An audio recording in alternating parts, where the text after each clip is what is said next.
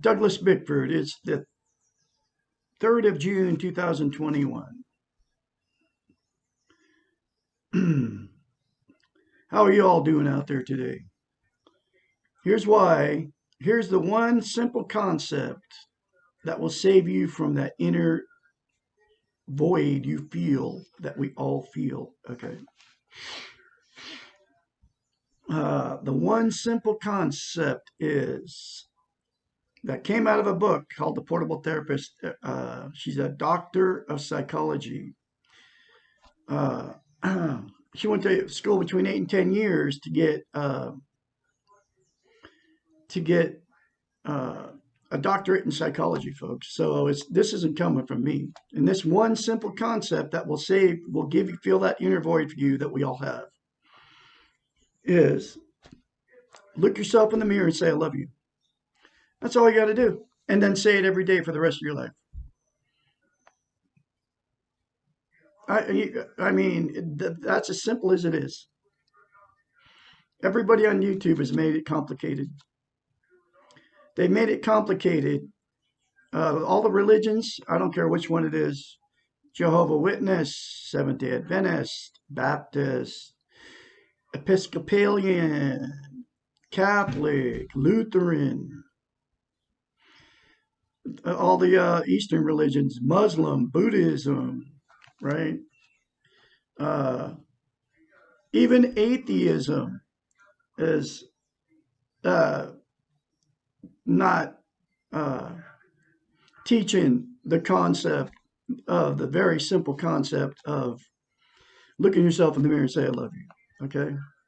Because even an atheist can get it. What that does to you, it gives you self-esteem, which is self-love. Okay? Because most people are running around with no self-esteem.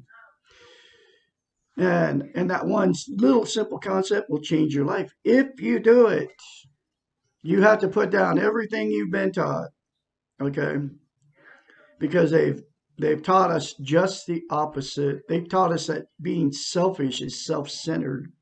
You can put it in the dictionary that way.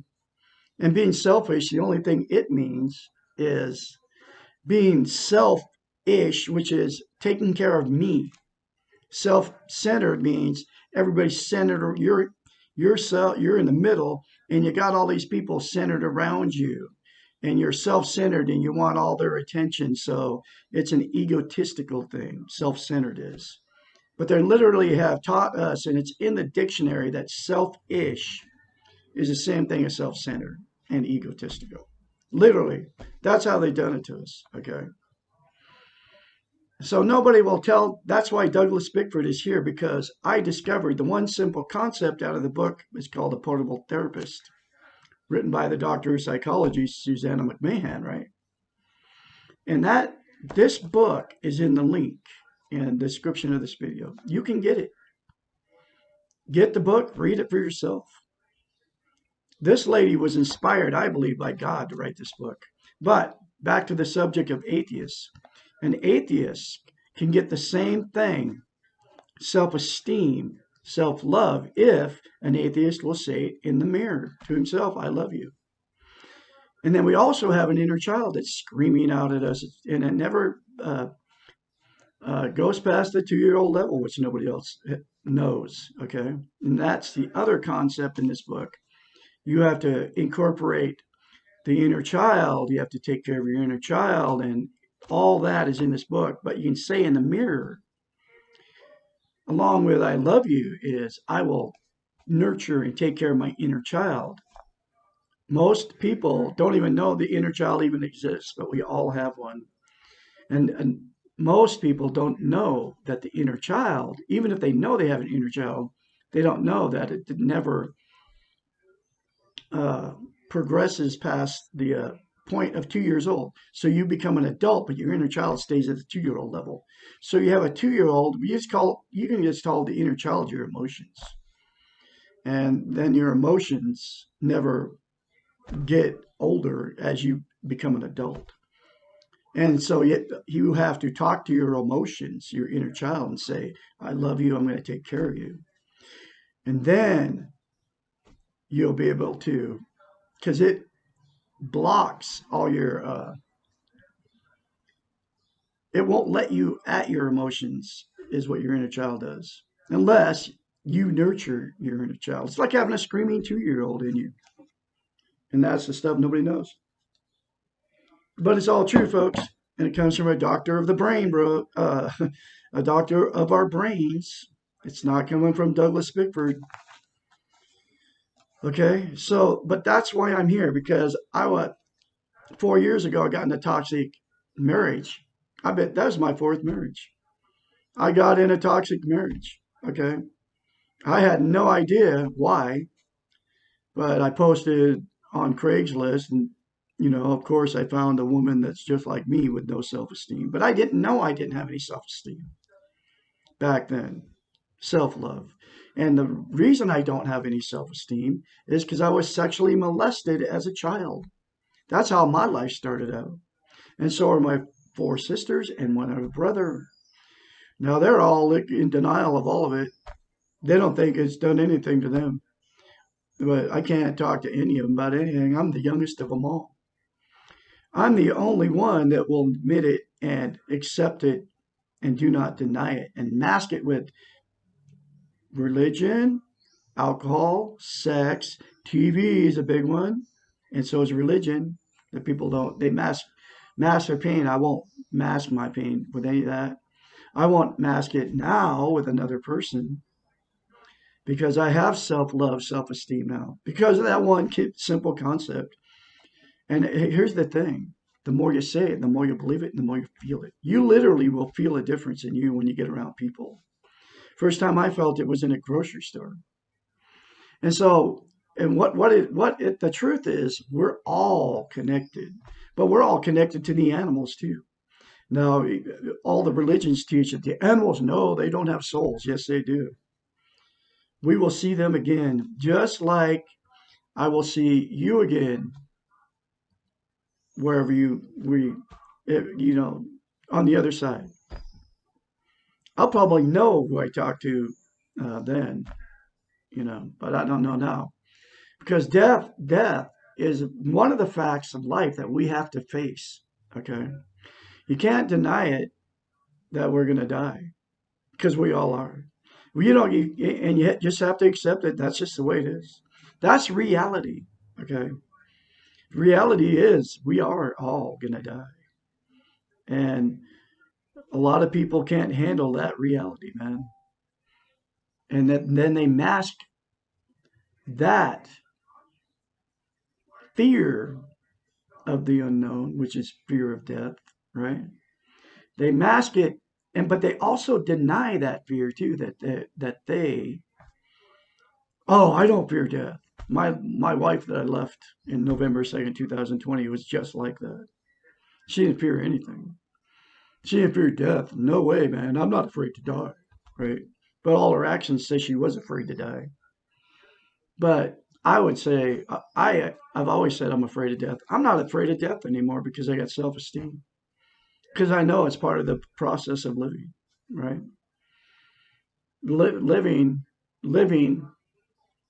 is death and pain are part of living. I don't understand why it is that way. It's just the way it is. Because I don't know. because I don't have all the answers to why I'm even here, except for with self-esteem, I found out one of the reasons I'm here is to have social interaction with people and animals. Okay. And all the churches and the religions teach us that we were born bad, number one. And then if you don't do what they say, I'm talking about all these different religions, right? And I'm talking about your favorite ones: Christianity, Buddhism, Catholic, Jehovah Witness, Seventh day Adventist, Muslim, Buddhist. Yeah. To be a Buddhist, you have to you know, Dalai Lama and all that. You have to believe he's like God's chosen one. That's why. And then he lives in a big mansion and people go worship him. Okay. And then they got the Buddhist, the statue. You got to worship that too to fit into to be a Buddhist, right? And, then to be a really dedicated Buddhist, you got to go sit up in a monastery and shave your head and never only hang out with those Buddhists. But they got these Buddhist temples. They're all like yellow and orange and all these different colors, right? They got a bunch of them in Portland. And when I was in Portland, Oregon, you would drive by, but sometimes they'd have the curtains drawn just a little bit, and what was in between in the curtains, like a 80-inch television.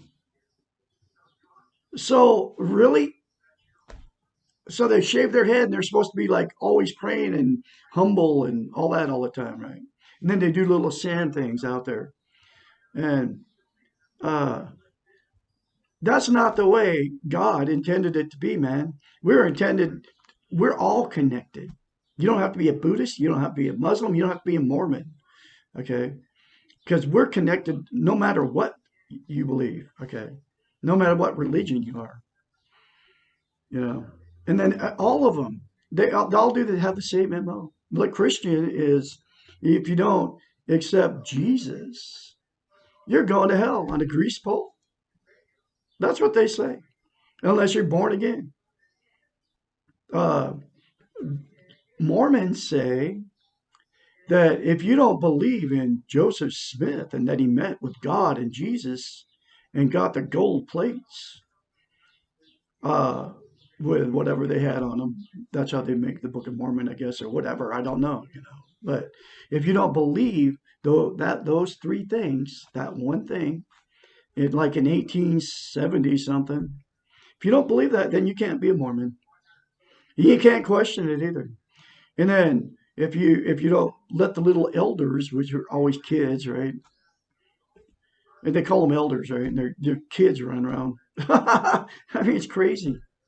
I mean, so they go around and they spread their little message, okay? And they go knock on doors, right? Try to make people come into that religion.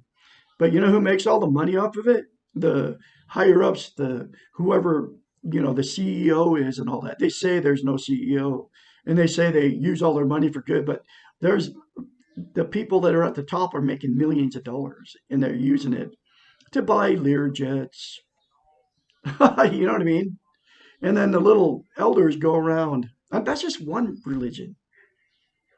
The Christian religion sends all these people over different countries, right? I mean, depending on the church sends their little missionaries to go spread the word. But all they would have to do but you don't have to change anybody because you have no control over what somebody believes. Because they're trying to teach them that as far as a Christian goes, oh, they have to believe that Jesus died for our sins and that you have to accept Jesus in your heart or you're not going to heaven. Muslims believe it's Allah and Muhammad. Okay. So, and if you don't believe you don't believe that, you don't call Allah God Allah, and you don't call the prophet Muhammad a prophet, then you can't be a Muslim. And then you have to do the thing, the bending over thing. Okay? Jehovah Witness. uh, you have to believe, you have to call God Jehovah. If you don't call God Jehovah, and you don't go to the meetings, they call their church gatherings meetings. And if you don't spread the message on Saturdays or whatever they do, go walk around and hand out watchtowers, right? Then you can't be a Jehovah Witness. And if you're not, and if you won't accept and be a Jehovah Witness, then they won't even talk to you. I just had my sister completely throw me out the door because she is a Jehovah Witness, and I told her I don't want to be one. Oh, and I could hear the hate in her voice. I've tried to tell you over and over again. I don't want to be a Jehovah Witness. I just want to be me. You can't even reason with it because they're brainwashed. Let's see. I talked about Christians. I talked about Muslims. I talked about Jehovah Witness. Seventh Day Adventists. You got to worship on Saturday. Then you got to eat all the weird food. But you can get away with weird food. Uh, they'll let you. Okay, that's okay, right? Uh, but you have to worship on Saturday. There is no other day to worship. And if you don't, you can't be a Seventh Day Adventist. All right. Lutheran. All right. It's an offshoot of Catholic. All right. Some guy named Luther. Oh, I'm not going to be a Catholic anymore. I got a better way. Then that Lutheran church came from that, right? And then you got to go in there on Sundays. They actually worship on Sundays. Drink the little, do the communion thing, drink the wine, and eat the body, and the wine is the blood of Jesus, and the piece of bread is the body of Jesus, and then you drink the wine and you eat the bread, and they call that communion. So you're basically drinking symbolic of drinking the blood of Jesus. Think about it, and then eating his body. It's called cannibalism, all right. But that's how they brainwash. And then you got to say and I've been to all these churches. You got to say, you got to at congregation, the pastor, the guy that wears the little thing right here, right? He says, la la la. He reads out of the book, right? Whatever, like the book of Lutheran, like whatever it is, and they repeat over and over what he says, and they just mumble it. Whatever he's saying, they say it back. Okay. That's the Lutheran. The Catholic, okay. You have to go up to the booth, you know, and to be in good. Oh, and they believe that the Pope is God, okay. You have to believe that the Pope is okay. That's why you see it when the Pope goes everywhere. He's like, hello, he's in the bulletproof vehicle and all that now. And then he's I got my cat right here, Bubbles. And then then he speaks in Latin, and then he talks, and he's all holy looking and everything. He's got the white on and the white round cap. But you have to believe that he's like Jesus incarnate to be a Catholic, and they believe it, okay? But Catholics, you can drink and you can smoke, but just as long as you go and you do the confessional, and you tell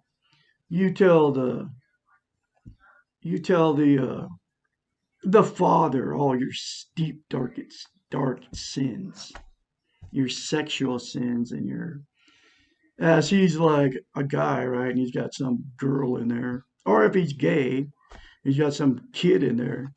Oh, I have masturbated, and I did a sin, right? And he's like, ooh, I wonder what that was like. And this is the way it works, folks. This is the world we live in. Now, Douglas Bickford, it told you the only way to cure your loneliness is to look at yourself in the mirror and say, I love you. So you have to unclick. You have to get out of the matrix, unlearn what you've learned. That's the famous quote by Yoda out of Star Wars. You know what I mean? He said it. So I'm saying unlearn what you have learned. All right. It's true. It will change your life if you do it. Then get the book, The Portable Therapist, because I'm telling you, man, we have been duped. Religion is just one of the ways they've done it.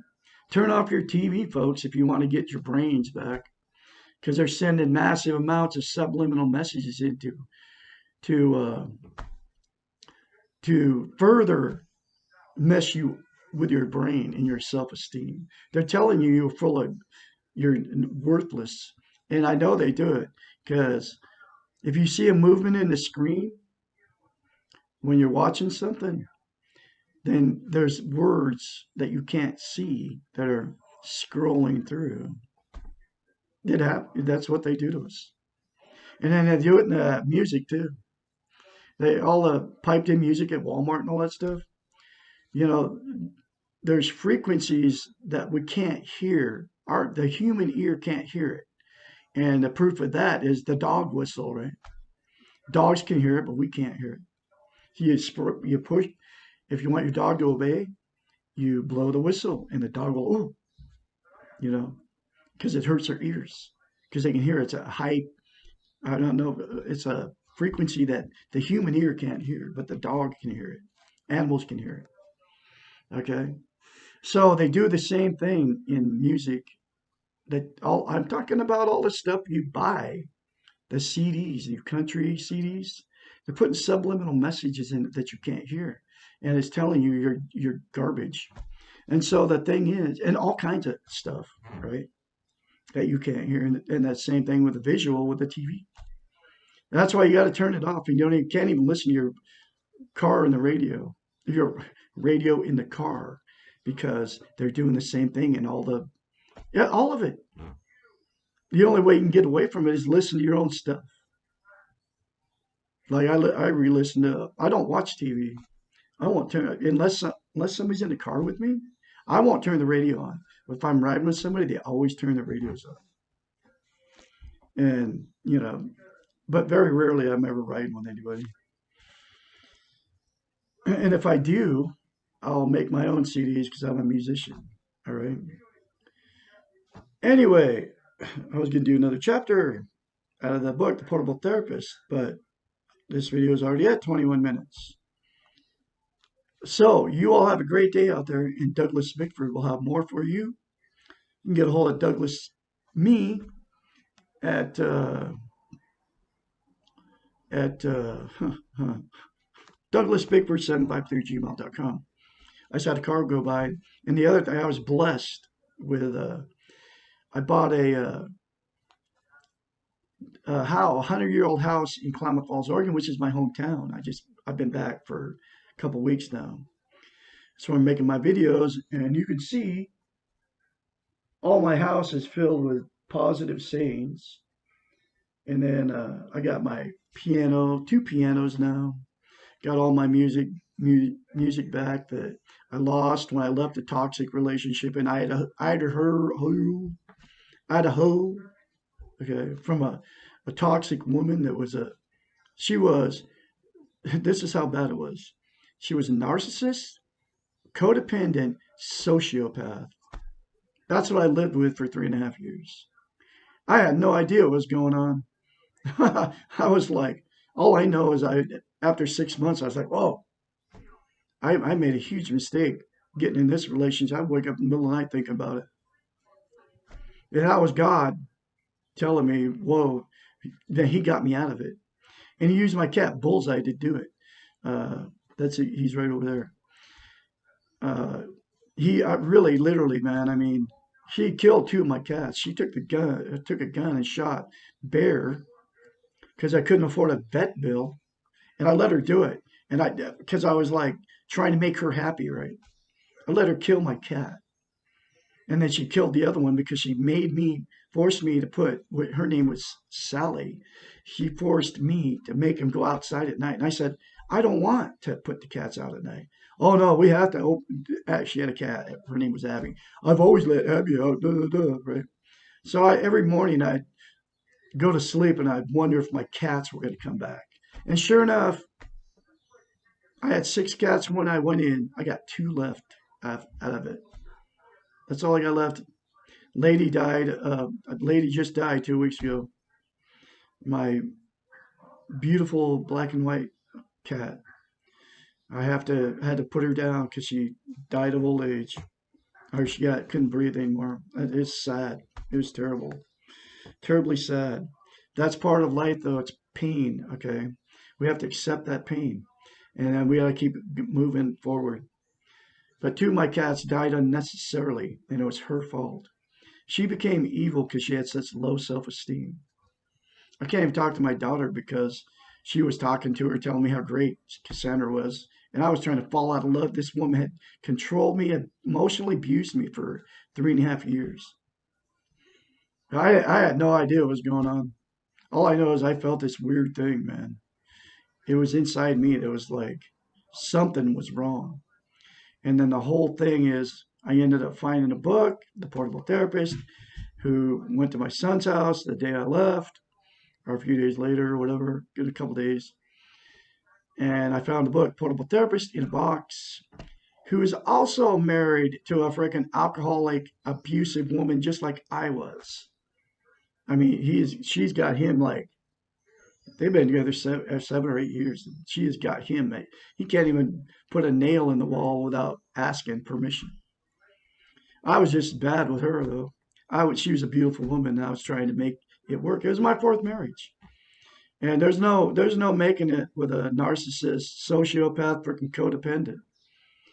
If you got all kinds of weird crap going on in your relationship, get out and get self-esteem. And watch me because I've been clean and sober over 7 months now of a toxic relationship. It'll never happen to me again. I'll never put myself through that pain ever again. The next woman I meet will love herself and she'll have all her own stuff. When I met her, she lived in her mom's house, didn't even have a checking account, didn't have nothing. I mean, literally. Everything she owned was her parents, and they were taking care of it. She had a horse and a donkey, like a few goats, and some chickens and some ducks.